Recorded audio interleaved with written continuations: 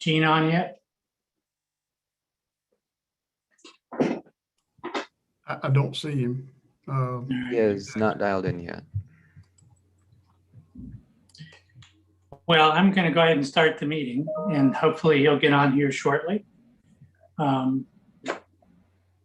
So we all ready to go? Yes, sir. Okay. So good evening. Welcome, everyone. I'm calling this special called meeting of the EMS Oversight Committee to order.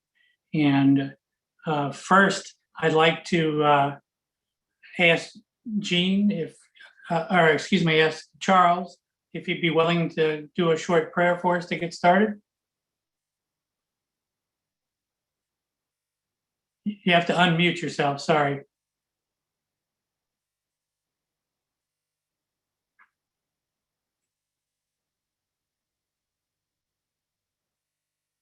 Zach on here?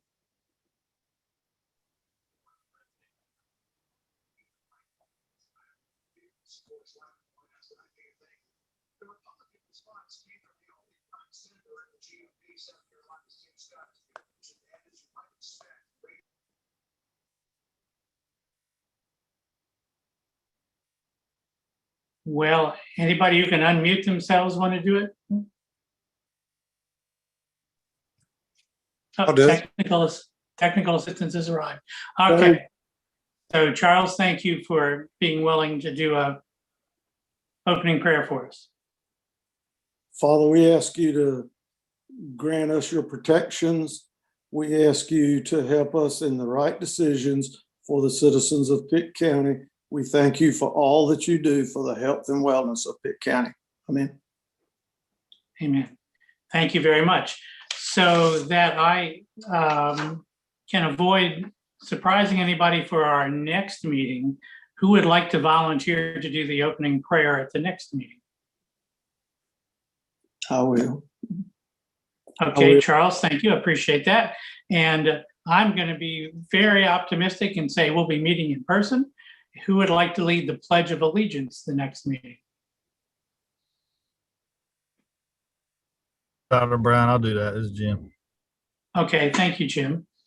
All righty, great. So Angela, if you would do the committee roll call. Okay, Charles Mayo, Here. Kipling Clemens, Here. Joe Morgan, Here. Jim MacArthur, Present. Dr. Portella. I believe he's out of town. Mackenzie Newkirk, Here. Commissioner Fitzpatrick, Commissioner Fitzpatrick. Okay, Dr. Brown, Here. George Bell, I'm here. Dr. Silvernail. I am here. Thank you. Brian Barnett, Here. Jordan Smith, Here. Chief Griffin.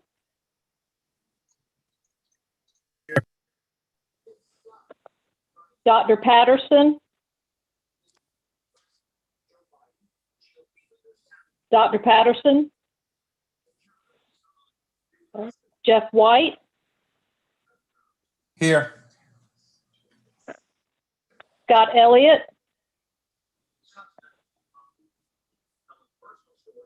Here. Randy Gentry. Here. Okay. Thank you. All right, thank you, everybody. We have a quorum, so we can proceed. So there are two items that we were asked to have on our agenda tonight. The first item is an item for decision. The second item is a presentation. And to start us off with the additional tiered funding requests for fiscal year 2021, I'll ask Jim to give us a quick refresher of what this is all about. Jim? Hey, good afternoon, everybody. Dr. Brown, do you hear me okay? I can, thank you. All right, let me tee this up here. See if I can get it into, there we go. All right, so just a real quick presentation. Some of you may have seen it. Director Gentry presented at the last Board of Commissioners meeting, April 19th, about for county commissioner approval about the nonprofit tiered funding, additional funding system that was presented previously. So jump right in. March 11th meeting, the Oversight Committee here, to refresh your memory, recommended this implementation of this additional money opportunity based for the nonprofit squads based upon the call volume. Staff recommended it to be effective and available immediately for the squads. So that was why we went to the commissioners April the 19th for board approval.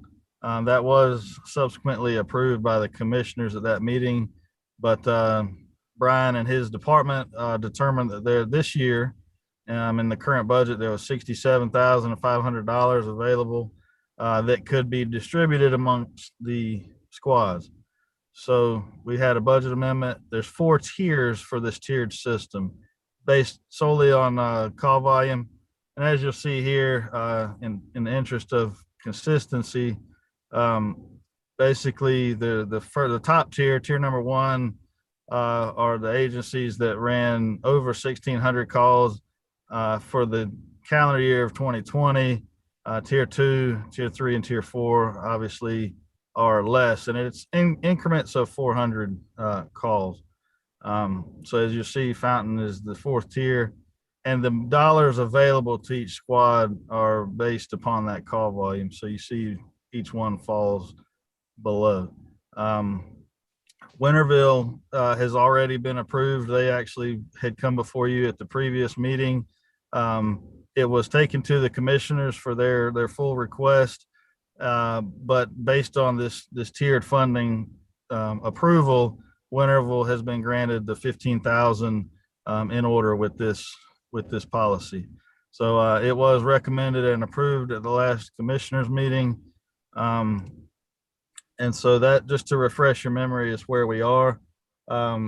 As of 5 p.m. today, we had 2 requests, but I'm told that there has been 2 additional ones added late, that Aiden and Eastern Pines had previously notified us before yesterday that they had requested their tiered funding. But I'm given to understand that Falkland and possibly Fountain have made a request as well for you to consider tonight to approve those dollars. If there was any questions, I'll entertain those, but otherwise, Dr. Brown, that's about the size of it. All right. Thank you. Any questions for Jim on that? So we have 4 requests. Here's what I'm going to recommend, and I'll take guidance from the committee. I have all 4 in writing. I'd like to suggest that I go ahead and read the written request, that if you have any questions for the squad chief or squad captain, then they're on the line and we can address those questions. Otherwise, then we can vote on that as well. Do I have any guidance on whether you want to vote on each one individually, or do you want to consider all 4 requests as one vote? Anybody have a preference?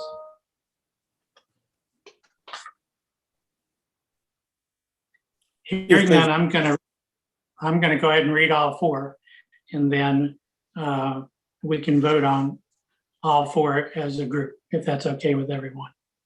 So the first one I have, this is in no particular order, the order in which I printed them out. Falkland EMS is requesting additional funding for vehicle repair funds that were in excess this year of $5,000. We've replaced alternators, sensors, shoreline, windshield washer motor, door latches, drug box, and stretcher repair. And they note that they have a high mileage vehicle, and it's probable that additional repairs would be needed this year. So Falkland is asking for $5,000 for that. In addition, they expect that this will help cover the rising cost of diesel fuel. Any questions on the Falkland request? No question. All right, hearing none. Fountain EMS is requesting additional funding in the amount of $2,500 due to unexpected truck maintenance and the increase in fuel prices. The county-owned ambulance has had numerous issues with vehicle sensors, and diagnosing and fixing the problem turned out to be very expensive. So Fountain is asking for $2,500. Are there any questions for Chief Bell?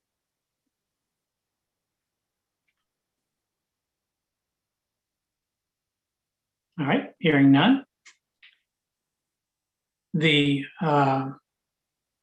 Aiden Rescue and EMS would like to request their tier funding.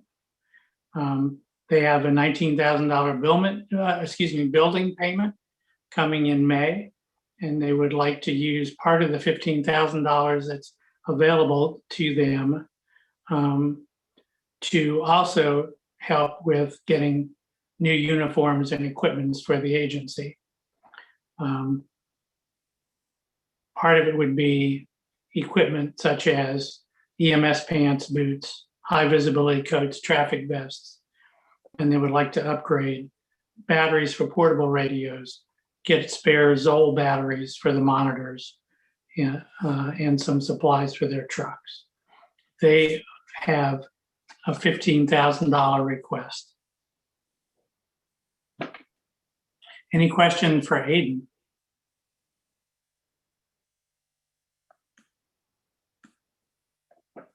All right. So Eastern Pines has begun the process of updating their oldest ambulance. It's a 2013 model with 123,000 miles. They would appreciate using these additional funds to go into their fund to replace this unit. And they're asking for $10,000. Are there any questions for Eastern Pines?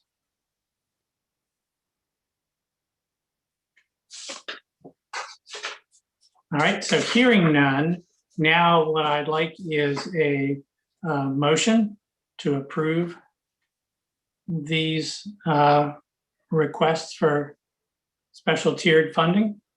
So I'll need a motion and a second. I'll make a motion. Okay, Mr. Mayo moves. Do I have a second? I'll second it. Okay. Chief Bell seconds. Is there any additional discussion? Dr. Brown, this is Brian. Hello. Hey, I just wanted to point out the fact, I believe at our last meeting, Mr. Kipling had asked that we put together a list of criteria, and in all fair and honesty, I was thinking our next meeting was not until next year. So I wanted Mr. Kipling to know that we did not ignore that we will put together something for our first meeting in 2022 that will lay out some guidelines for requesting these funds. Yeah, I haven't forgotten it either. It's on my list of things that we're going to do, because it really, I think, is a useful thing to be able to have some criteria, both for us as well as for the squads as well. So we will. Any other discussion? I have some discussion, but I don't know that it belongs here, and it's related to, can these squads who did not ask for their full amount, which I think, is there some that didn't, can they come back between now and June? Everybody so far has asked for their full amount. Okay, all right.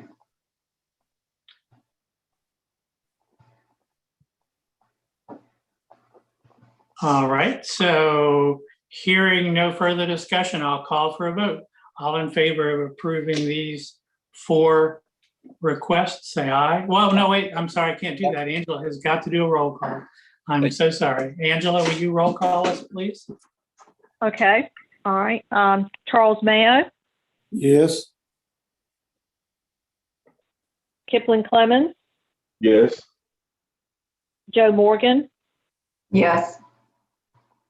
Jim MacArthur, Yes. assuming Dr. Portela hasn't come on the line. Mackenzie Newkirk, Yes. and I don't believe Commissioner Fitzpatrick is online. Dr. Brown, Yes. Dr. Silvernail, Yes. and George Bell. Yes. Okay, thank you. All righty, thank you, everybody. The motion then carries. Thank you for the squad chiefs and squad captains that got on the line here. I feel certain you're not disappointed you didn't get to talk. Okay, so the next item then is an EMS system plan presentation. And I'm going to give just 10 seconds of background, which is that this presentation was previously given by Director Gentry to the county commissioners. And so we didn't get the opportunity to see that. And I think it was requested that we have the opportunity to see Director Gentry's presentation. And so I'm going to turn it over to Director Gentry. All right, let me get my screen shared here. All right.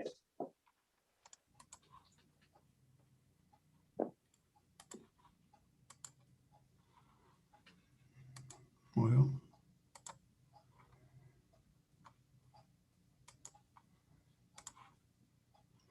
You see that, Dr. Brown?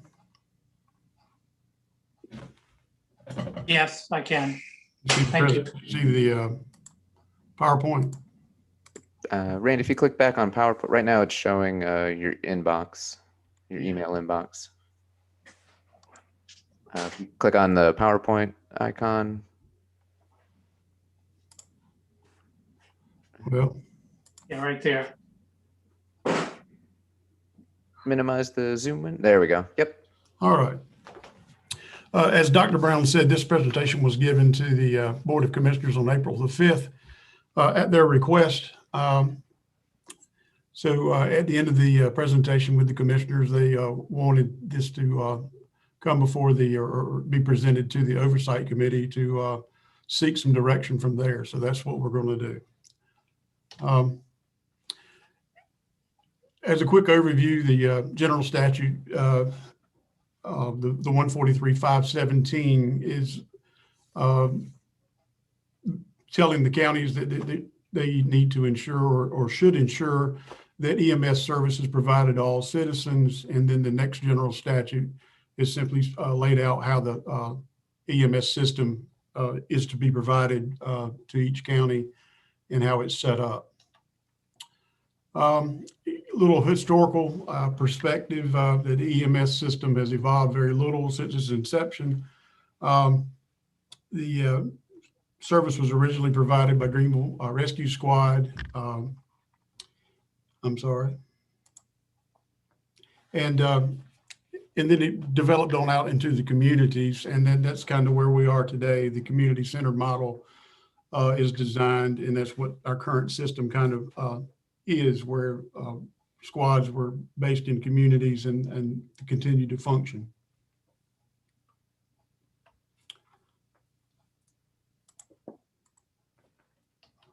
And my screen froze.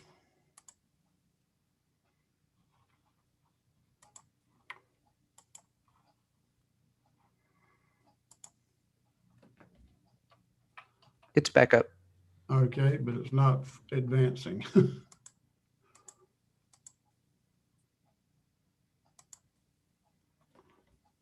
Okay, and in the beginning, it was all volunteer, community service type squad. And Pitt County has always had a rich tradition with the volunteer service. And I did point out at the commissioners meeting and also here that Eastern Pines was the first all-volunteer paramedic squad east of I-95, and that the county should always be very proud of the service that their volunteers have given to the county and what they've contributed to the EMS system.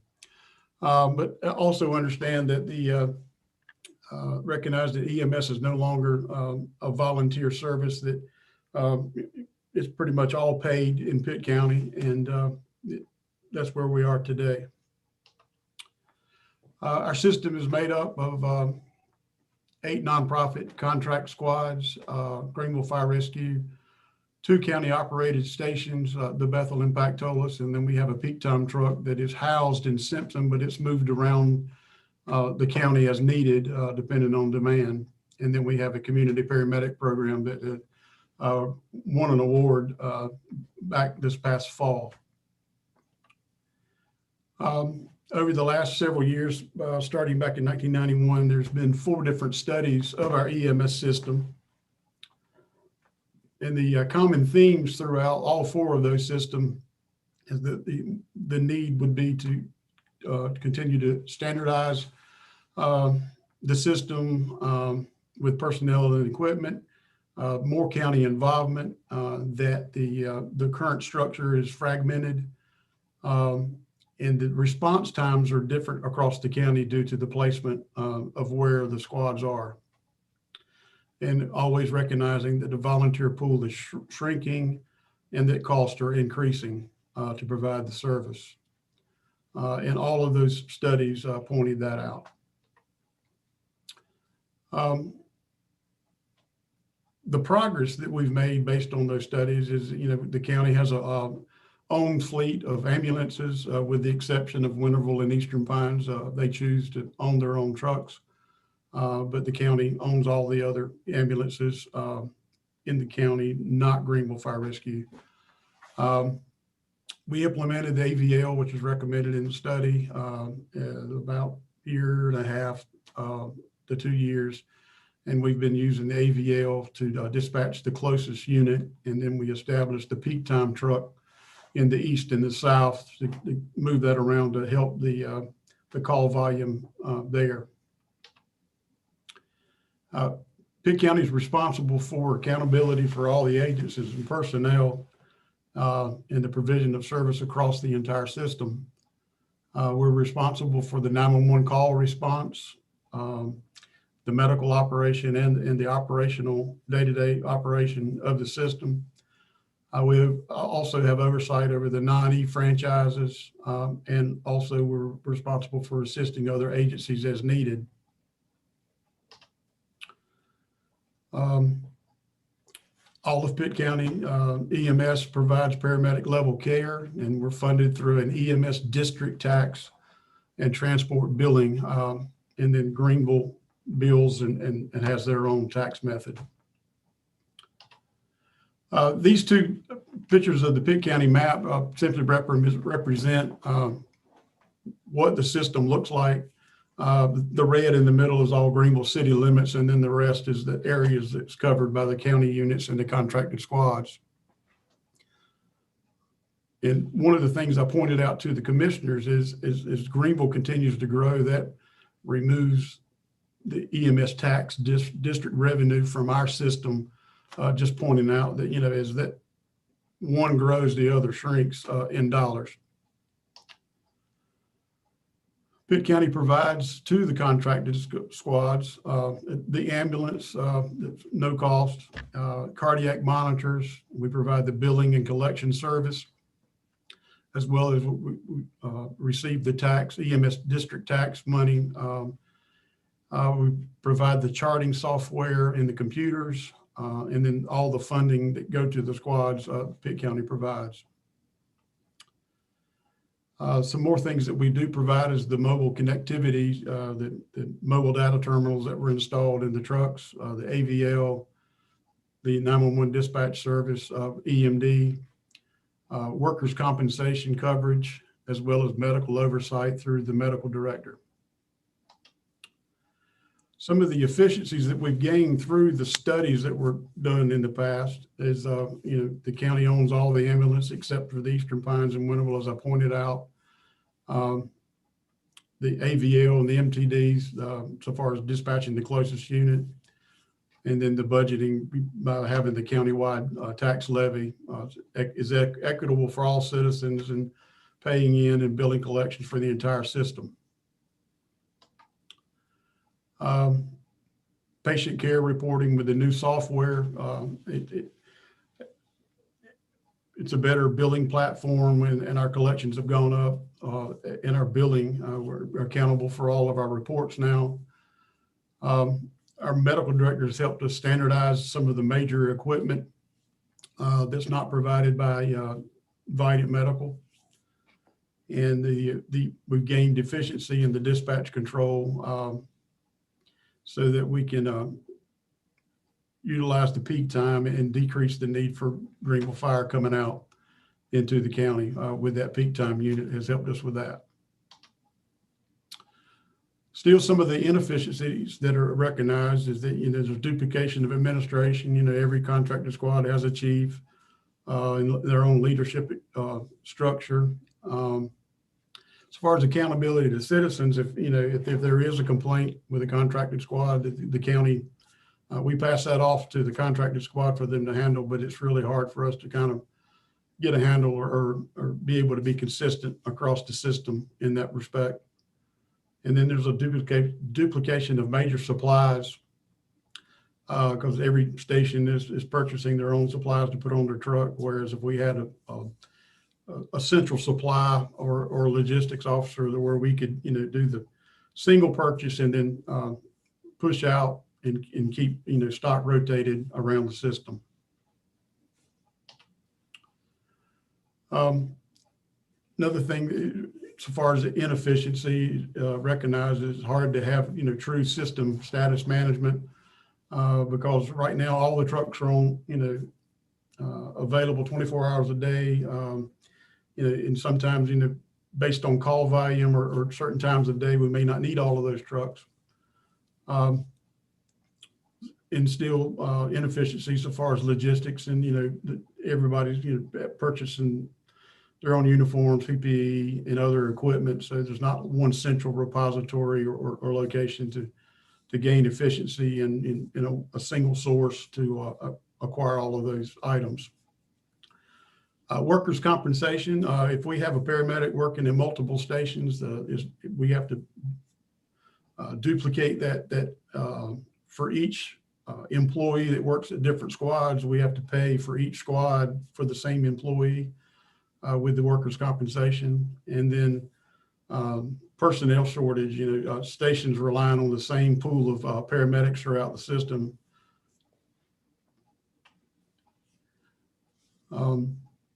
Under fleet management, so far as the inefficiency, while we own the fleet, right now, every squad has two units, and it's hard to move those units around to keep mileages in check. We know where you have a squad that is very busy, that it puts up a lot of miles, and then you have a squad that's not as busy, but the truck's still sitting at that squad. So if we had the ability to move trucks around to try to even out the mileage in the service. This chart just takes the number of calls that squads take versus the money that's given to the squads, and kind of shows the busyness of the squad versus the dollars that are spent.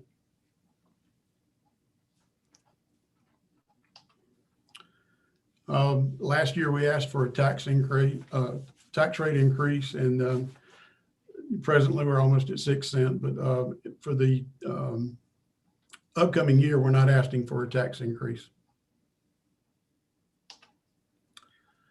And this just shows the revenues versus the expenditures as they continue to go up over the last 10 years.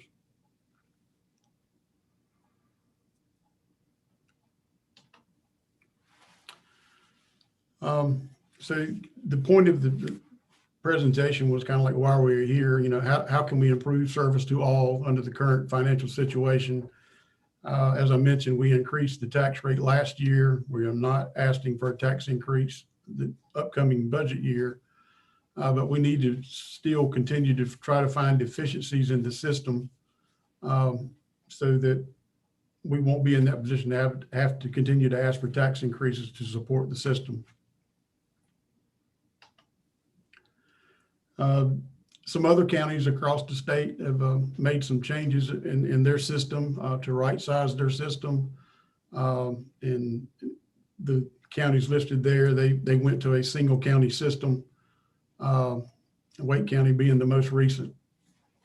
That would enable us to help recruit and retain paramedics, and we would be able to adjust, our delivery model moving forward. And we're open to new ideas and options that we must explore. Some upcoming capital needs that are on the radar is vehicle replacement and QRVs. Cardiac monitors within the next 2 to 3 years need to be replaced. And we need to continue to look for station space or build some stations to make sure that we're providing the service that we need to across the county. Also need to be mindful of our medical direction and what those costs could be or should be. As our system continues to grow, we'll need to continue to be consistent with our medical direction and always be mindful of our partnership with the physicians at the Brody School of Medicine. Most of our equipment are over time, you have to be replaced, such as our computers, AVL and batteries, medical devices have to continue to be replaced. So those are upcoming capital needs.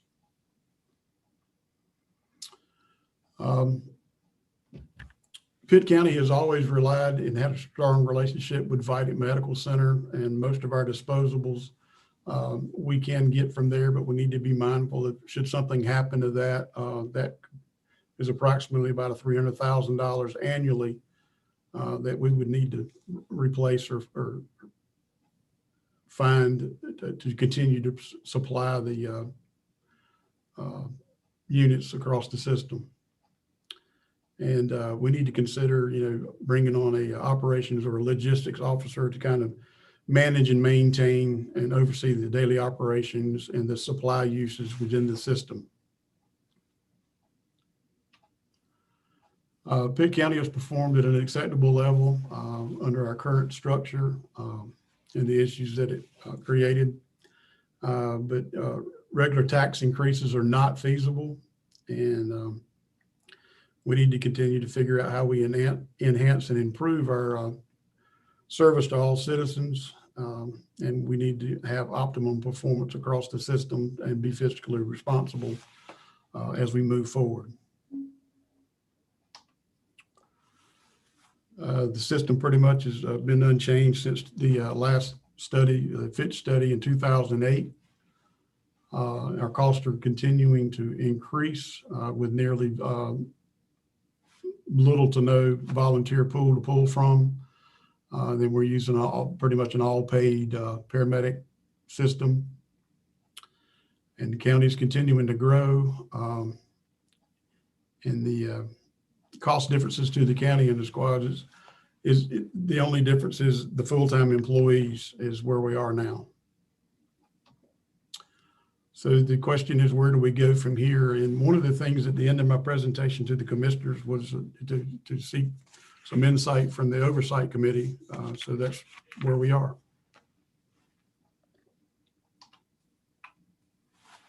Dr. Brown. All right, thank you for your presentation. I have two things. One is I do want to see if any of the committee members have any questions about the factual parts of your presentation. I'm just going to go ahead and say, without having the opportunity to have seen your presentation or had some discussion, I think it's probably unrealistic to say So what do you guys think we ought to do? So I want to see if anybody has any questions of your presentation. And then I have a couple of things I want to suggest to the committee that we think about doing. Are there any questions of Randy about the factual parts of his presentation?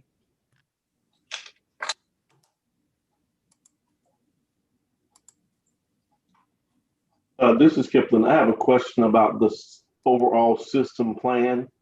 And when that was originally done, that brings all the agencies together and everyone signs off on the original plan whenever that was implemented? I'd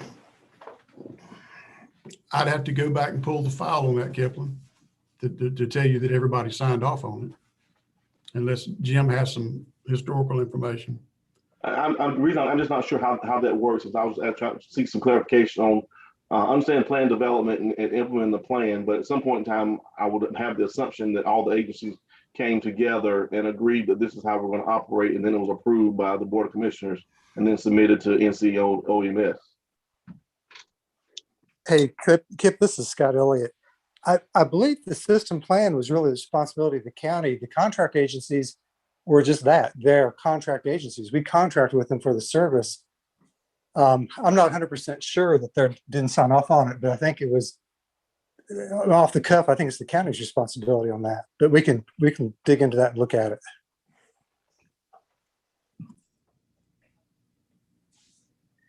Any other questions? I think that would answer some questions as you're coming up with a plan for how monies are dispersed.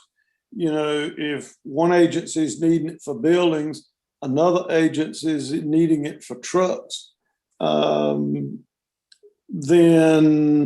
the question is, you're back to the uniformity question. And with the tax dollars, are you funding unequal services? So I think when we hear what some of these funds and what that plan that our financial officer is thinking about, I'd like to know that before we have to vote on it. Yeah, I would agree. And there's, I think we're well away from a vote on anything right this minute. Yeah. Other questions? Dr. Brown, this is Scott again. Can I interject? Hi, Scott. So the Board of Commissioners in the last year asked staff to bring this report to them about just a status report on the overall EMS system. It came out as a formal request. So that's why it came directly to the Board of Commissioners first and then to the Oversight Committee second.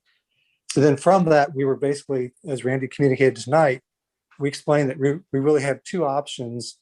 One is to continue the system as it's being funded with, some would say, some inequities based on call volume and funding and so forth. But that's going to require a continual needing to adjust the tax rate and go up. The committee had asked for 6.2 cents last year. The board think gave 5.9. So it really didn't even fully fund everything you asked for. So if you see the requests of all the squads, I mean, there's more in requests than there is in revenue, whether the EMS tax or transport revenues or so forth. So we're going to have no choice but to go back with tax increases periodically to keep things as is. So alternatively, then we're back to this age-old discussion. And for those who've been around the table a while, or back out the table again, Mr. Mayo and others, we've been before the board a couple different times talking about the system design. 10 squads. Does it need to be 10 squads? Do the squads need to be located where they are? Are some squads, should they be a peak time squad rather than 24/7, and we staff them peak time? So there's multiple options. And I think what the charge we were given by the commissioners was to work with the Oversight Committee to develop options for them to consider moving forward. And who knows, they may go status quo. We had one commissioner who spoke up and said, I like it the way it is and don't change it. Now, the other 8 weren't as vocal, but we did get the charge to look at the system once again And again, this age-old system design question of EMS. So that's kind of why we're back at the drawing board. And this is time number 3 or number 4. Unfortunately, I think it's number 4. Yeah, I think so. Okay, thank you, Scott. That was helpful. If there are no other questions for Randy, I have a couple of thoughts. Since Randy gave his report at the commissioners, I had a few squad chiefs contact me and want to chat. I'd like to make a couple of suggestions about gathering some information that we can provide ahead of time to the committee members prior to our next meeting. And there are a couple of things that I would like to do. First, I would like to, me personally, have a conversation with all the squad chiefs. I'll put together a few questions that I think some of the studies have asked and gather some information on the perspective from the squad. So first off, I'd like to do that. And as I said, I've actually met with one person already. Secondly, I'd like to see if there is any additional information that we want from the staff. What I'd like to see if committee members have any additional information they'd like Randy or Jim or Brian to present, if you would send that to me and I'll compile your requests for additional information. And then I think that I'd like to ask the staff to provide us with some additional recommendations as well. I'll also provide you with copies of the recommendation portions of the previous EMS studies that we've had too, because I think they're useful to see. So if everybody is good with gathering some more information, providing it to the committee members, and maybe even having an interim meeting before our next September meeting, but really have information that we can start having a conversation about when everybody has a chance to have the information that they like. And I'll also ask Randy to send this presentation to all of us as well. What does everybody think of that as a strategy to move forward for now?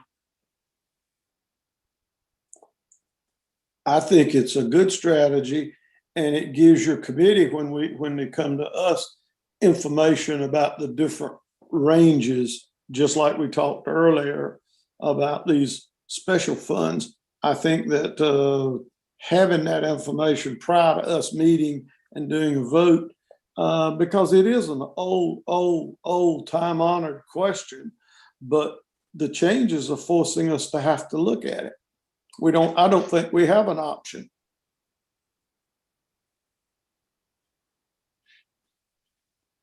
All right, good. Thank you for that. Any other thoughts on that?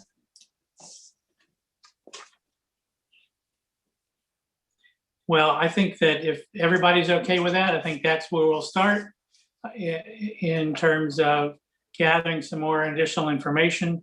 If y'all would send me any further information you want or questions you have, that would be helpful. And I'll get in touch with the squad chiefs or captains and set up a time that I can meet with them individually.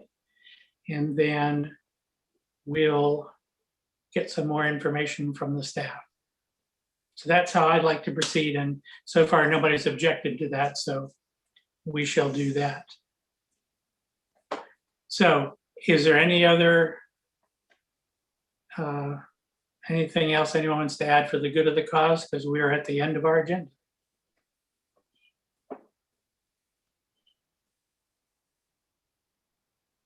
All right. Well, our next scheduled meeting is September. we normally skip our July meeting. So anyway, so I'll not wait till September to be getting information out to everyone. And then we'll be in touch to figure out if we want to have a meeting or a subcommittee meeting or anything before September. So I thank everybody for being flexible, for coming tonight. We had great attendance. I appreciate that. And otherwise, I'll take a motion, which we don't have to do a roll call on, to adjourn. Is there a motion to adjourn? So move. Second. Second? All right. And I'll do this. All in favor, say aye. Aye. Aye. Thank you. Thank you. Have a great summer, but you'll hear from me and I'm sure the staff before too long. And then if you have ideas or thoughts that you want information on or be incorporated, then shoot me a note. And of course, you can always talk to the staff as well. All right. Thank you, everybody. I appreciate it. Nice to see everyone. And have a great summer. Good night. Meeting You too. adjourned.